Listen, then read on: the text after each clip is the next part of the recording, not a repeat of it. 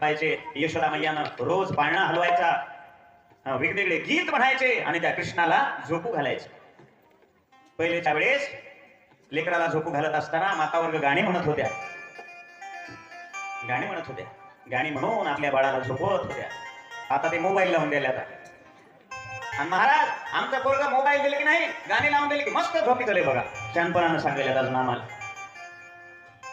लहानपणी तर त्याच्या गाणे खोपशिले त्याच्या कानामध्ये, तर ते नीट राहील की पिक्चर मध्ये आणि बंदूकच घेऊन येते माईच्या अंगावर. मुलगा लहान असताना पहिल्याच्या काळामध्ये पाळण्यामध्ये गाणं म्हणत होत्या. लिंबोनीच्या झाडा मागे चंद्र झोपला ग बाई, आज माझ्या पाडसाला झोप का ग येत नाही.